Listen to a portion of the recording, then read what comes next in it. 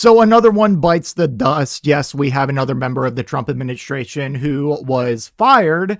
And unfortunately, it was not Pete Hegseth. And surprisingly, it was still not Kash Patel. It was John Phelan, a surprisingly fitting name, who was previously the Secretary of the Navy. We're going to get into the full story here in a moment, but he's definitely another one of those meritocratic hires. Definitely meritocratic, definitely hired on merit and nothing else. A real decorated and competent guy that they just fired. Let me see here. He served in the Navy for 0 years, but he served in the military for 0 years.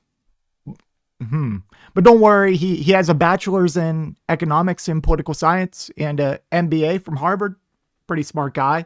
But don't worry, he's also founded and worked for a couple of private investment companies. You know, pretty competent guy that was our Secretary of the Navy. Definitely a administration of merit. It's always funny to me when these asshats go around and say, oh, we have brought back merit-based hiring, none of this DEI-based nonsense. But as soon as you dive into the background of any of these people, this isn't meritocracy. This is idiocracy. It's insane. And yeah, what more can I say? Let's get into the article. U.S. Navy Secretary Phelan fired, sources say. This dude kind of looks like a thumb. I'm going to be completely honest with you. Yeah, like, come on, man. Like, look at this dude. That's like a thumb. Okay, I'm done. I'm sorry. Let's be serious. Anyways, the Pentagon announced his departure in a brief statement saying he was leaving the administration effective immediately, but it did not provide a reason or say whether it was his decision to go. The sources, who spoke on the condition of anonymity, said Phelan was dismissed in part because he was moving too slow to implement reforms to speed shipbuilding and because he had fallen out with key Pentagon leadership. One source cited bad relationships with Hegseth, Hegseth's deputy, Steve Feinberg, as well as the Navy's number 2 civilian, Hung Cao, who the Pentagon said will now take over as acting Navy Secretary. The source also cited an ethics investigation into Phelan's office. Senator Jack Reed, the top Democrat on the Senate Armed Services Committee, called Phelan's dismissal troubling. I'm concerned it is yet another example of the instability and dysfunction that have come to define the Department of Defense under President Trump and Secretary Hegseth. You know, this is why, Democrats will never meet the moment. Like, you should be rubbing this in the administration's face. Like, you should be really, just running circles around it. Like, how incompetent this guy was in the first place and how you can't manage to retain any of your staff. Instead, you're just like, this is troubling. I'm concerned with the instability within your administration. Like, if you were real opposition, you would be cheering this shit on like I am. I love to see instability within this administration. Anyways, the Navy is under intense pressure to expand its fleet. China's shipbuilding industry now dwarfs the U.S., which was once a global powerhouse. Oh, wow. Just another key area where China is dominating us. Trump's $1.5 trillion defense budget request for fiscal year 2027 includes over $65 billion to procure 18 warships and 16 support ships made by General Dynamics and Huntington Ingalls Industry. Wow, it's just like, what a waste of money.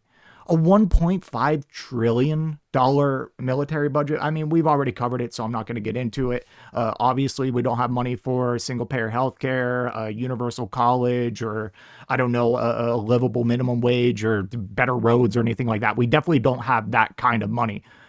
But when it comes to building warships, let me tell you, we will dig through the couch cushions and we will find that money.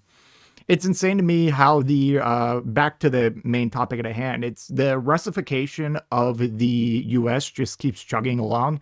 Like, how many generals, admirals, war secretaries have we fired at this point?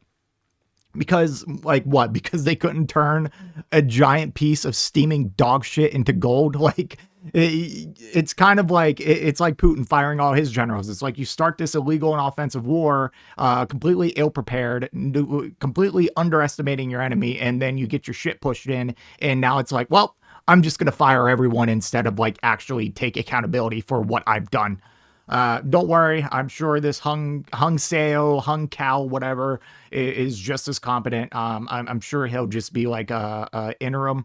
But God, I mean, honestly, let me be completely honest with you. This is one of the things that I really don't care about when it comes to competence. When it comes to like, I don't know, the FBI with Kash Patel or the military with Pete Hegseth, like this kind of stuff I look at and it's like, you know what, I'm fine with incompetence here, because any snag that can just grind down or just slow down the American imperial war machine, it's fine by me. So keep hiring incompetent people. I don't care, because we don't want competent people, because then you can just carry out your atrocities more competently. It's not like, oh, if we get competent people, we're no longer going to bomb schools and hospitals. Like, no, that is like, it's kind of the point. There's a reason why it happens so often. It's not an oopsies. It's intentional. Anyways, that's all I have for this one. Let me know what you think in the comment section down below, and I will see you in the next one. If you made it to this point in the video, I just want to give a special thank you. If you enjoyed it, please hit that like button down below. And if you really enjoyed it, maybe consider hitting that subscribe button while you're down there. I want to hear your thoughts in the comment section. I will try to reply to any and all comments that I can. Until next time, watch that video on screen.